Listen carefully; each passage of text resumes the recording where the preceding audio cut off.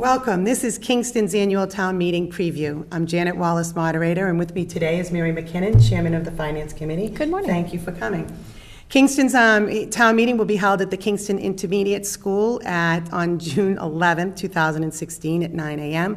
And for your information, just for everybody to understand that we will be doing, town meeting will conclude or likely suspend because of the number of articles at 2 p.m. on Saturday. If there's an article pending on the floor, we will continue that article, but no articles will be called after 2 p.m. And that's for the health and welfare of our citizens, not to exceed a town meeting of 5 hours without some Lunch. sort of food break, right? We have 45 articles this year. I want everybody to understand or know that the warrant is posted on the town's webpage, and Mary has been kind enough to tell me that she will tonight or tomorrow be posting the budget book. That's what you get as your handout, so people will have a week opportunity, a whole week to review those budget numbers and not just be getting them at town meeting. This is all part of the things that we're trying to do to benefit town meeting and to get our citizens more information or updated, educated.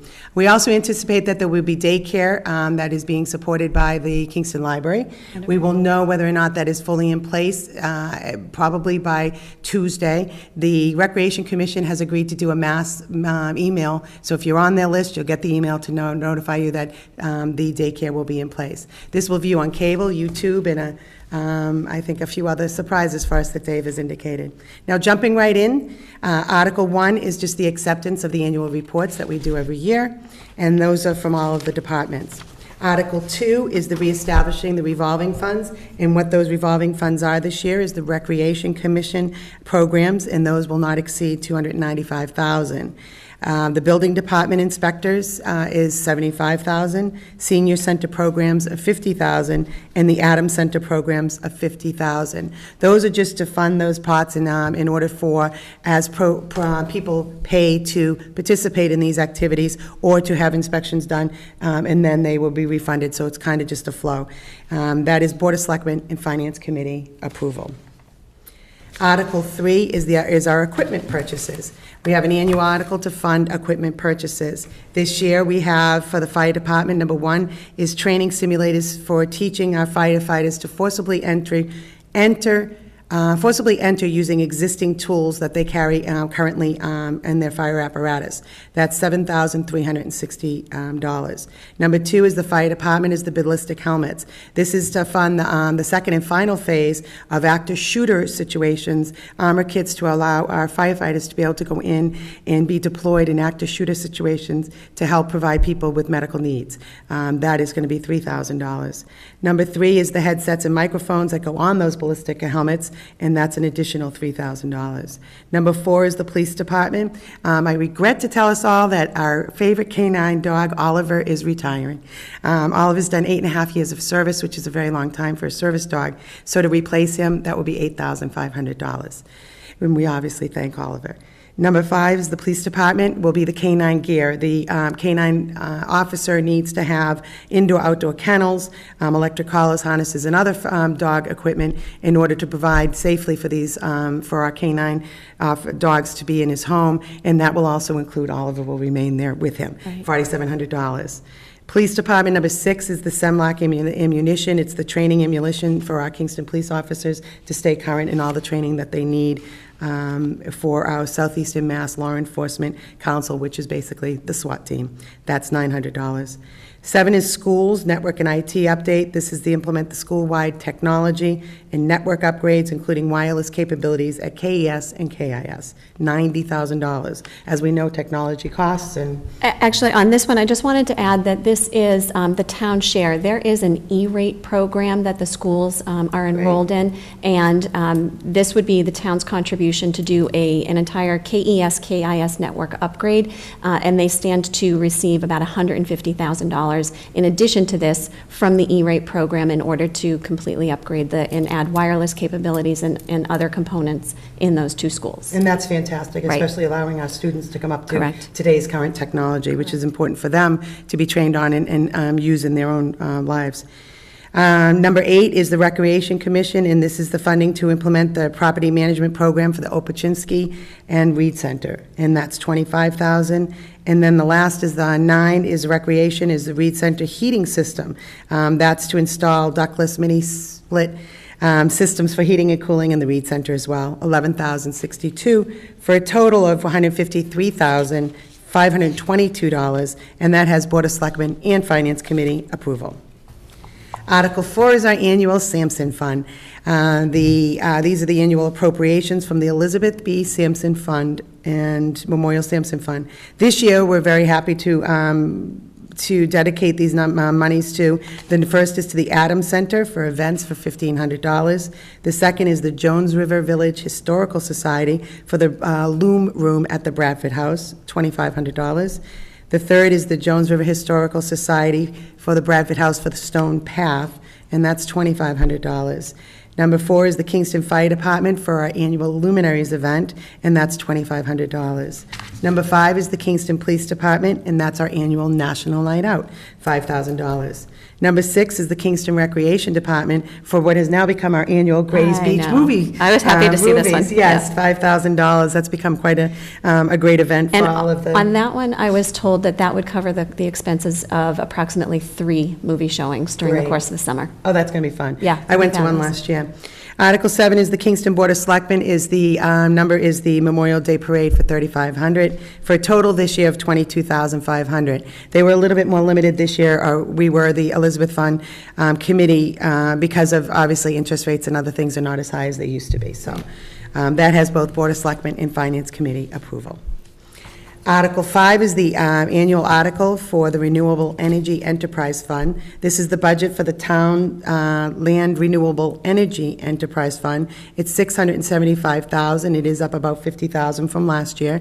This is the funds from energy net metering tariffs. They first pay the costs associated with generating the electricity. However, this year I did note that there were no net surpluses, as they had been last year. So there's no funds to the general fund, is that?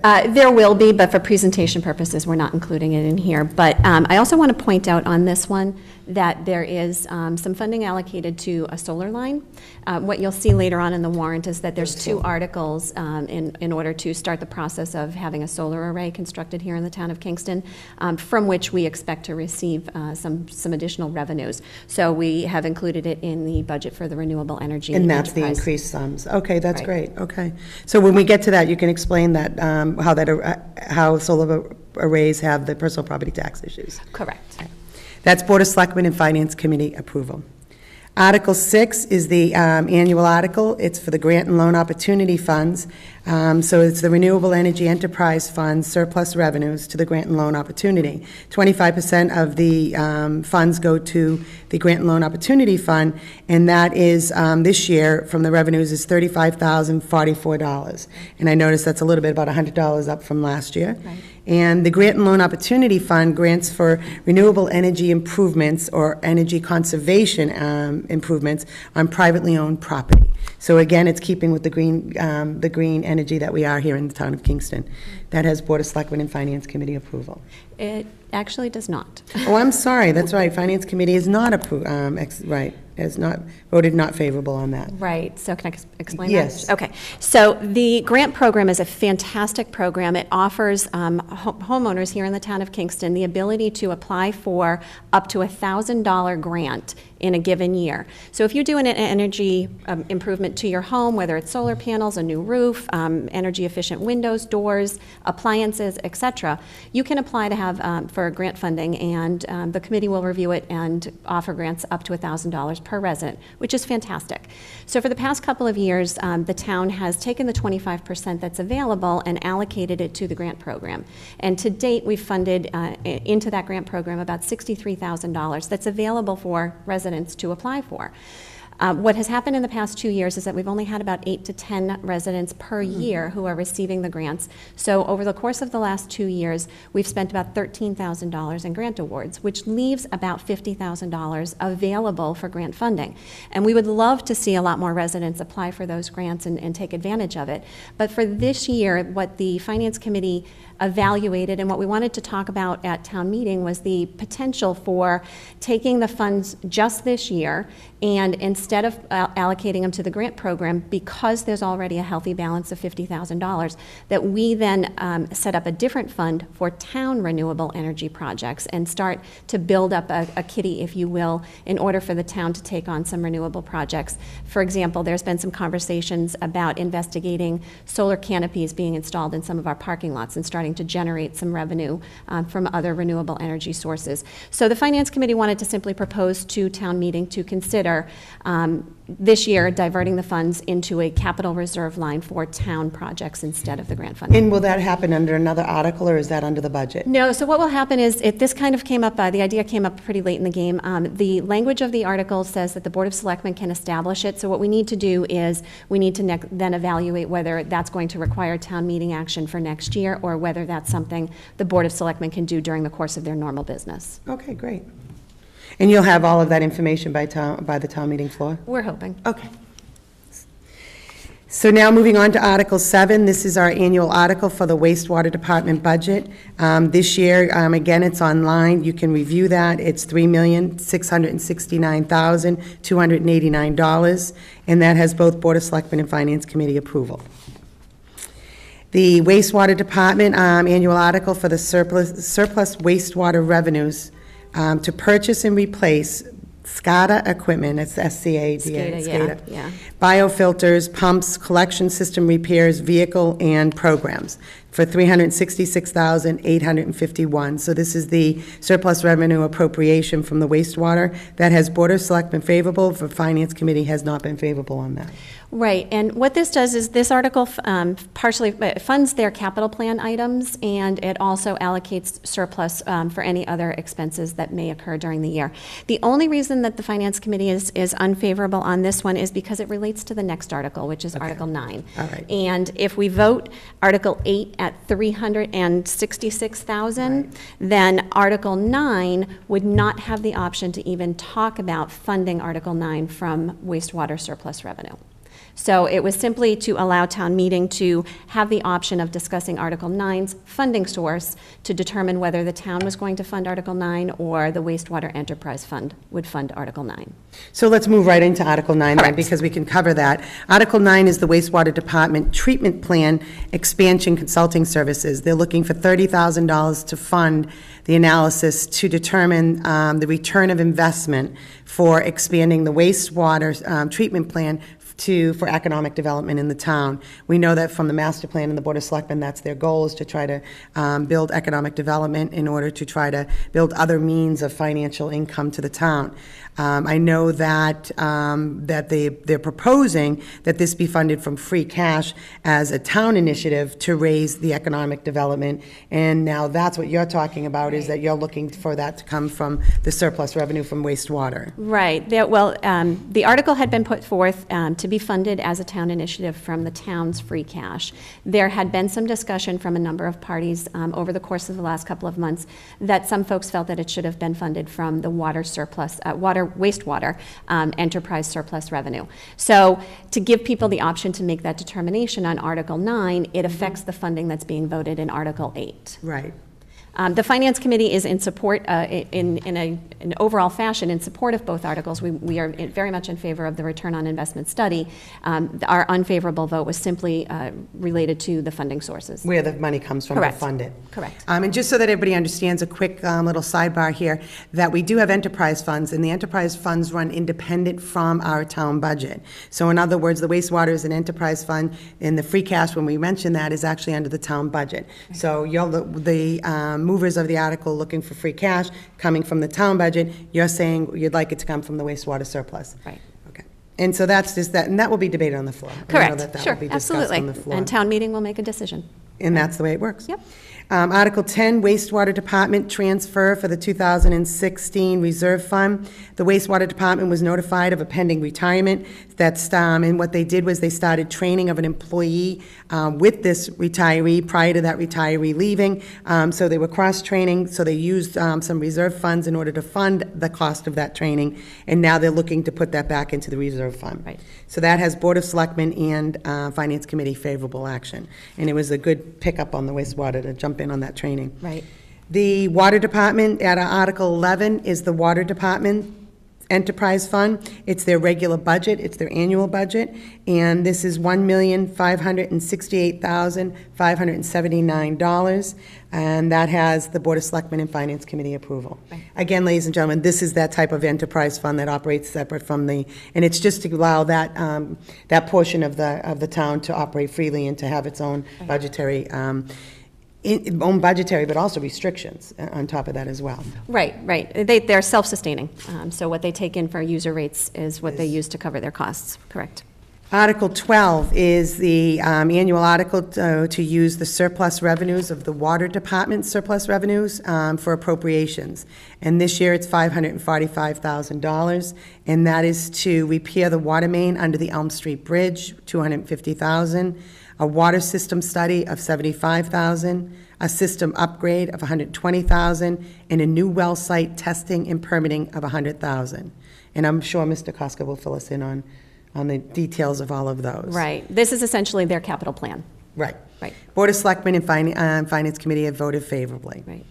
Article 13 is the budget intra-department transfers. Again, it's an annual article, and this year it's $210,000. It just anticipates the shortfalls for the current fiscal year 2016, which will be ending on June 30th. And this year it's $68,000, and that is from unspent workers' comp and unemployment monies. That, in other words, the insurance we didn't pay. Those monies are coming back in, and they're going to be used to pay solid waste at $58,000, legal fees at $10,000, and snow and ice budgets of $142,000. And that's always interesting because that snow and ice is a lot down this year because we didn't have as much of a wild winter. Right. Last year it was up over about $600,000 that we had to cover. Yeah, so we had such a year. Right. So this is still Board of Selectmen pending vote. Finance Committee has given a favorable action on. Article 14 is the earned retirement buybacks for fiscal year 2016. This article funds the sick leave and vacation buyback for retiring employees. This year it's $6,579 for a library employee. And again, this is to close out this fiscal year for June 30th and doing that. If in case in the past you might have seen some history with that, where we used to do a special town meeting for all the fiscal year 2016 items and then do the annual for the fiscal year 2017. By not announcing a special and doing them, rolling them into one, we save money for the town. So that's what the Board of Selectmen had decided to do, and it was really a wise way to proceed. That has both Board of Selectmen and Finance Committee approval. Article 15 is the earned retirement buybacks, but now we're talking about fiscal year 2017. So this is just the same as the prior article, but it's the anticipation of retiring employees in 2017. And so that's going to be $98,942, and that's for inspectional services is $60,676, wastewater of $32,266, and highway of $6,000. And that has both Board of Selectmen and Finance Committee approval. Right. Article 16 is the wage and personnel amendments and compensation schedules. This is to set the annual setting of the wage and personnel amendments and compensation schedules, and those schedules are A, B, and C, and those, I believe, are already posted online. Or are they part of your budget booklet? I believe they're posted in the warrant. I'll have to double check tonight. Okay. Actually, I'm forgetting. They are. They're attached to my own warrant. Right. I looked at them last night. So those are already online and ready to go. Basically, in a summary, what we're looking at is a 2% COLA benefit, which is just a cost of living increase. And across the board, that'll be $38,792.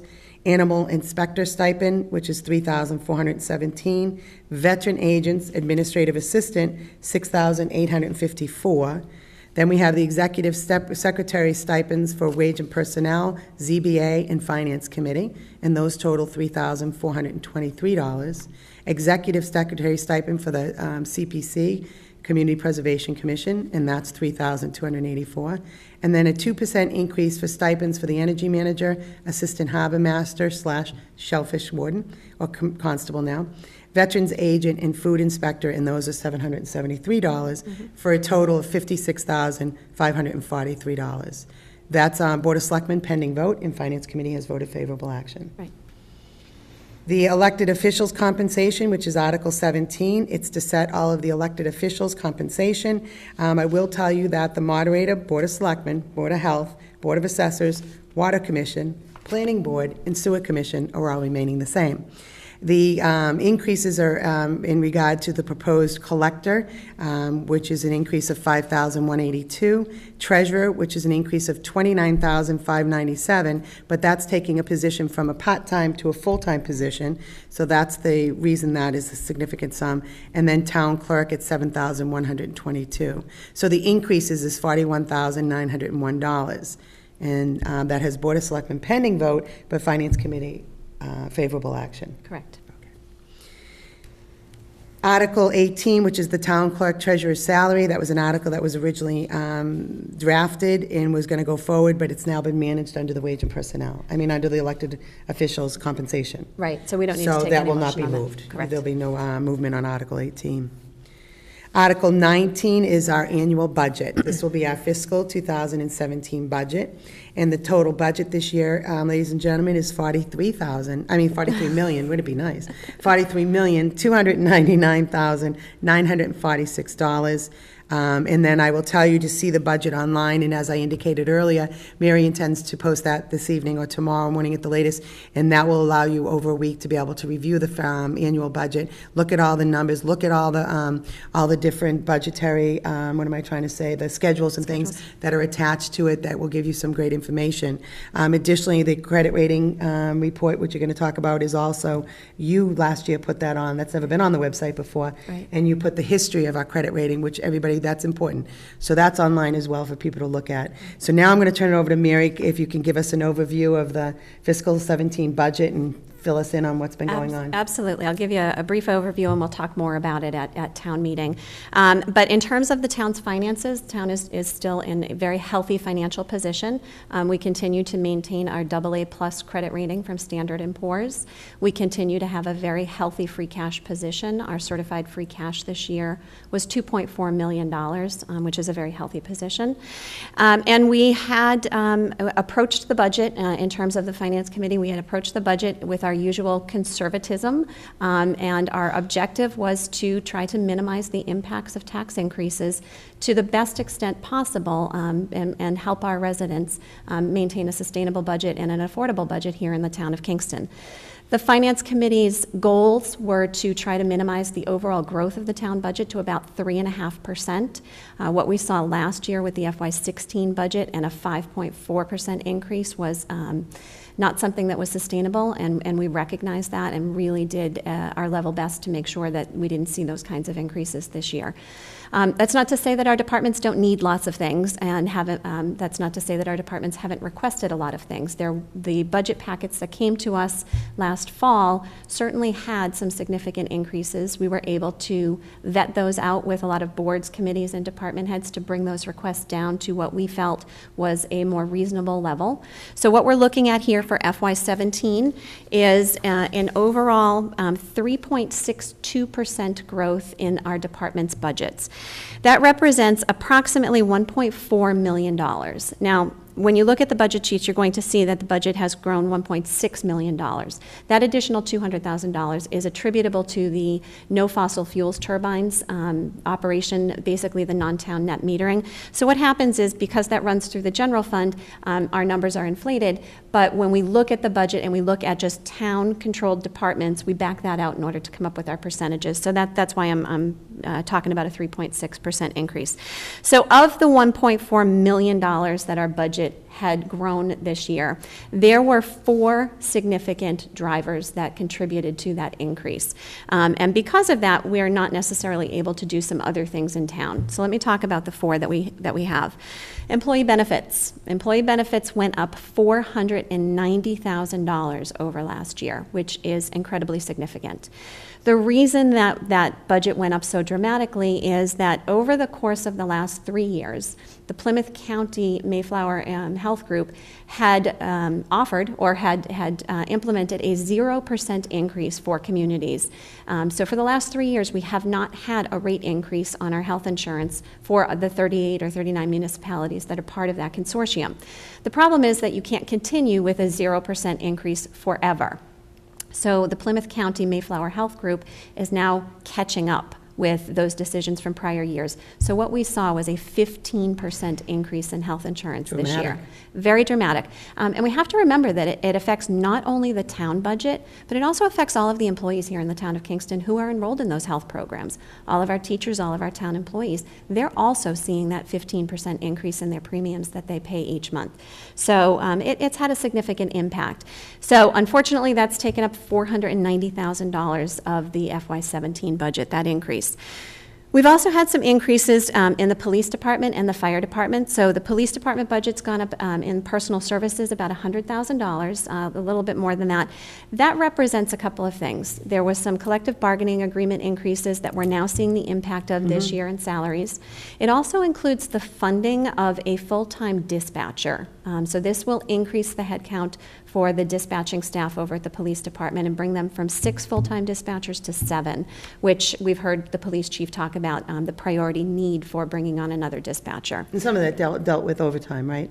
Because the dispatchers that were on in overtime is paid at time and a half, so sometimes you get into that philosophy of which is cheaper or which is better. Right. And then the other thing is it also is funding a prorated portion of a police officer. So we worked with the police chief, and he knows that he has some impending retirements and wanted to start the process as early as he could in order to get the civil service process started. So we talked about funding 3 months worth of a police officer in order for him to get that process started. And we'll continue to do that for the next couple of years as he looks at retirements that may be happening in his department. So those were the increases for the police department. For the fire department, there's about a $230,000 increase in their personal services line, and that's pretty substantial. And that represents also the contractual increases for their firefighters on their force due to collective bargaining from prior years. But it also includes fully funding the overtime line. And so what had happened in previous years is that we would traditionally fund overtime deficits using free cash in the department shortfalls article. We had some issues this year, and we needed to address it properly and put it into the budget. So there was a significant increase, about $200,000 for the overtime line in the fire department. So that will catch some attention when people look at it. So you kind of moved it from one part into another. Correct. In order to keep it so that it would align under the actual budget. Correct. It reflects actual costs. And then the last one was the school departments. $480,000 increase for all of our schools. So you've got to remember that we operate 4 schools here in the town of Kingston, elementary, intermediate, middle school, and high school. The overall increase for all of those schools is $480,000, less than the increase in employee benefits line. We worked really hard with the school departments to hold them to a 3% increase in their overall budget. They were incredibly cooperative. It's not the increase that they would have liked. They certainly asked for more. They have a need for additional positions in the school department. They have significant needs for other things in the school department, but they were willing to work with the town and knowing that we are trying to manage costs and maintain the impacts to our taxpayers. So we were able to work with them to agree to a 3% increase. The net result is a $480,000 increase to our budget. So that adds up to about $1.3 million, and that's essentially the bulk of the increases that we're seeing in the budget. There are a couple of other things that we did include, and they've happened fairly recently because we wait until the end of the budget cycle to talk about additional funding priorities. What people will see in this budget, just to confirm in terms of personnel-related matters, is the funding of the police dispatcher, the funding of the prorated police officer salary, the funding of some library positions that affected the services being provided at the library, converting the treasurer from a part-time 21-hour-a-week position to a full-time position, and this is also including the funding of the facilities manager to convert him from a part-time position to a full-time position. That is included in the budget that we are presenting to town meeting. That's fantastic. Now, one of the things I wanted to ask you about, it's my understanding that the Finance Committee, when you're meeting with your department heads, part of this is to set out a plan for future years as well. Right. So this year we'll do this, next year we can do that, this year we can, so that instead of lumping everything into one year every time that a department head is asking, is looking and prioritizing the needs. Right. In order to fit this, like you said, keeping it down to the 3.5, and it ended up being, what, a 3.6? 3.6, yeah. Increase. So Well, we thank you, and as always, I always thank the Finance Committee. They're very hardworking people, and as you know, they are volunteers, and it's a lot of work for people on that committee. So now, moving on to Article 20. Article 20 is the police station land acquisition construction, and they are seeking $9,210,486 to construct the new police station. There have been, as you all know, public hearings that have been held. There'll be another hearing this week at the Regional School Committee meeting because there's an issue in regard to the selling of the property to the town. That has Board of Selectmen approval, favorable action. Finance Committee has done non-favorable action. Mary, can you fill us in on Finance Committee's position on that? So there are a couple of articles in the warrant that are going to have some lively debate at town meeting, and I believe that this is probably going to be one of them. And it certainly had the Finance Committee talking at great length about it. Our vote turned out to be 2 in favor, 3 opposed, so it was a very close vote, as you can see. Some of the reasons that our committee members were unfavorable with respect to this article was the overall size of the proposed building. The police department's currently in a building that's about 5,000 square feet, and the proposal is to build a building that's just under 16,000 square feet, so almost triple the size. And it's to be sized for a police force of up to 40 officers. Given that Kingston has 24 officers, it would take us a very long time to get to 40. So there was some discussion about, are we building something that's too big and unnecessary for the town, and would we be maintaining something for the next 50 years, assuming that 50 years from now we get to a staff of 40. The other thing was location. Location was a very big discussion point. As we've seen, it's not as easy as we thought to purchase this land from Silver Lake, but some of the members felt as though Silver Lake could either retain the land themselves for future development and expansion should they need it, because it is part of their asset portfolio, and doesn't make sense for us to be taking some of those assets away from the regional district. But more importantly, a lot of people have said $275,000 for a 5-acre parcel in the town of Kingston is an incredible deal, and no doubt it is an incredible deal. So that leads you to believe that wouldn't the region potentially earn more money by selling it to not the town, but some other developer, and therefore have additional funding available for their capital plan. Because the sale of the land for the region, they will retain Kingston's share, and the intent is to fund their capital plan. The region has a very, very expensive capital plan that's coming up well into the millions of dollars. They're going to be looking for funding, so we need to be cognizant of that. So location and size were a couple of the big reasons why the Finance Committee had an unfavorable vote with the police station. The other thing is that we were also kind of hoping that there would be another option. We had talked a lot about location, and was the Silver Lake location the only option available? And wouldn't it be better if we could present some other options to town meeting? And one of the things that people talked about, that we talked about at the Finance Committee, is thinking about the Smith Lane Fire Station. You know, that's an aging building, and at some point we're going to be looking at doing some improvements to that building. And I think it would be prudent for us to evaluate whether we should be doing a combined police-fire station over there, since the police department has clearly indicated that they don't need to be centrally located. So for those reasons, we thought, or some of the members felt, that an unfavorable vote was warranted, and that we would see the discussion at town meeting floor. Great. I'm sure we'll have a good discussion regarding that. The Article 21 is, just so everybody knows, is the stipend elected officials' health insurance. This is a compromise article from prior articles. As you all know, it's been on the floor a couple times for the last few years, and it's regarding stipend elected officials' health insurance through the town. The new article will grandfather current stipend elected officials who are enrolled in the current plan. And currently being enrolled in the plan, it's a 60-40 payment structure. This will also say, though, that any newly elected or non-enrolled current stipend elected officials can still be part of the plan, but it will be 100% pay. So there'll be no subsidy or whatever from the town to pay for that. So it's breaking it out, protecting the ones that are currently receiving. That seemed to be an issue on the town meeting floor, doing that, but making so that anybody newly coming in would know and expect to have that in place. So I know you had indicated earlier that you said that affects 25 people, 12 currently taking, and it currently costs $155,000. But the exposure for the town is $275,000. So that has both Board of Selectmen and Finance Committee favorable action. Right. Article 22 is the transfer to the other post-employee benefits health insurance liability fund. This is seeking to put $100,000 into the fund for post-employment benefits. These are non-pension related benefits. I understand that this may not be moved. Is that This will be, this is going to be moved. It is going to be moved, okay. So that has Board of Selectmen pending. Finance Committee has voted favorable action. Right.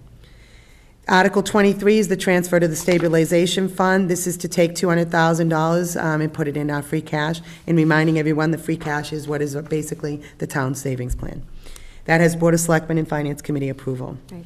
Article 24 is the transfer to the stabilization fund for capital projects. We had set up that whole separate capital project stabilization fund. Again, this is an annual article. It's putting $100,000 into free cash for capital projects. It's going from free cash into From free cash into the stabilization, exactly. sorry. Exactly. So, and then that has Board of Selectmen pending vote, Finance Committee favorable action. And can I just say, a lot of these pending votes were because the other night when Board of Selectmen were No. voting on it, we were in the other room voting. Finalizing. Yeah, so they didn't have all the final information, which is why. They're going to vote this week. Correct. On Tuesday, Yeah, that's right. exactly.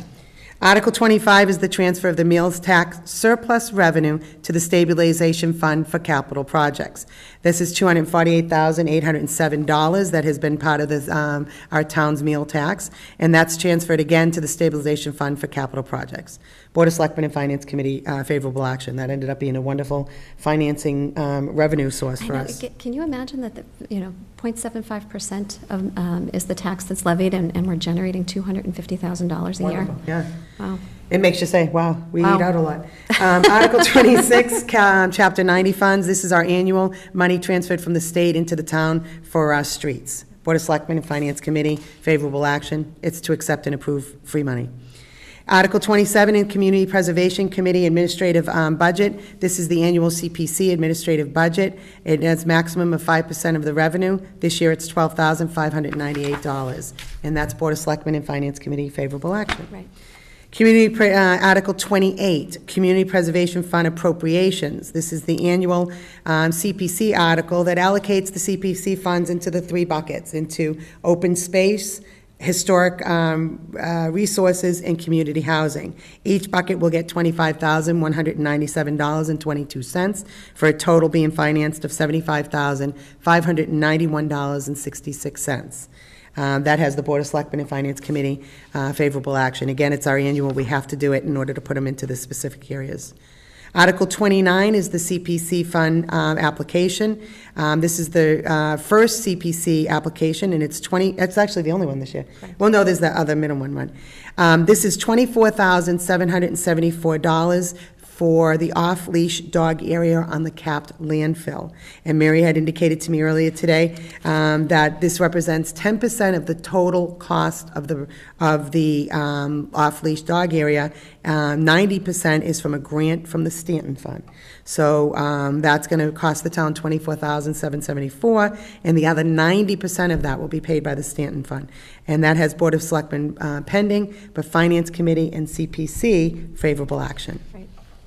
Article 30 is the second CPC application, and this is seeking $3,000 for the first year maintenance budget of the off-leash dog park dog area. That is $3,000 to do all the maintenance and things and upkeep down there.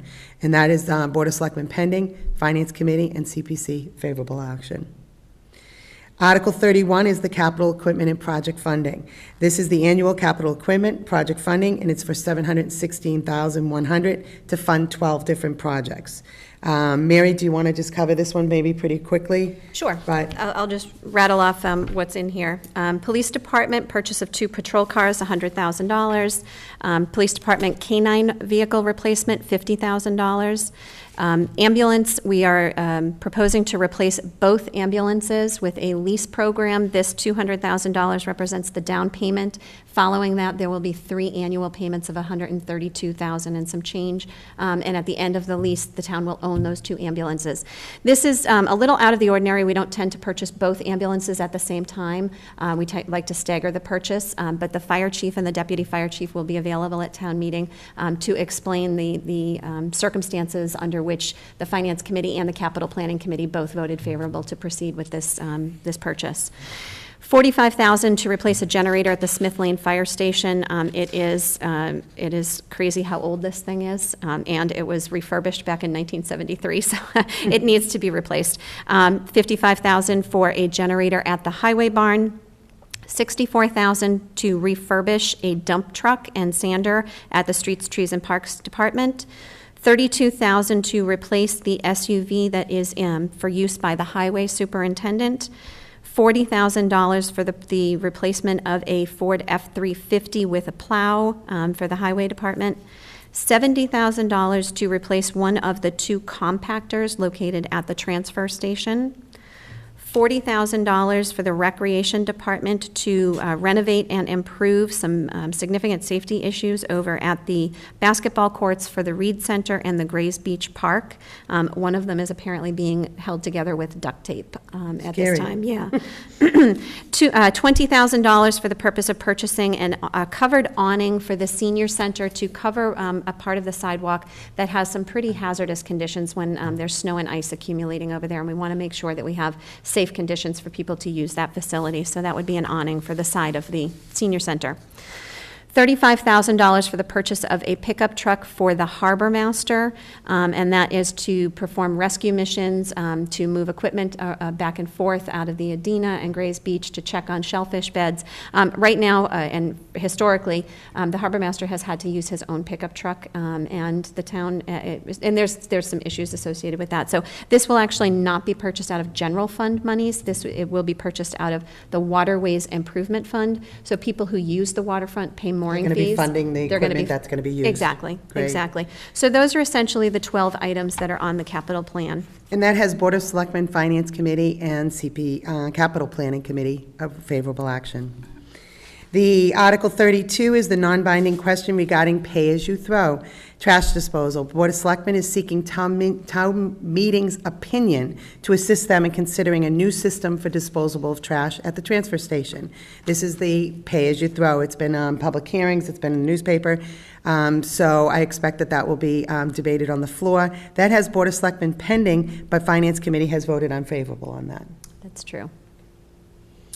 The Article 33 is the Lake Street culvert easement. This is an article to accept an easement from the city of Brockton to replace and maintain a culvert on Lake Street, which is tied to their water system of Silver Lake, and that has the Board of Selectmen favorable. It's just the acceptance of an easement. The Article 34 is an updated zoning bylaw to be current with the current FEMA flood plan maps. We've done this over the last couple of years as the FEMA keeps updating the flood plans. That has Board of Selectmen favorable action. Article 35 is the library construction project grant application.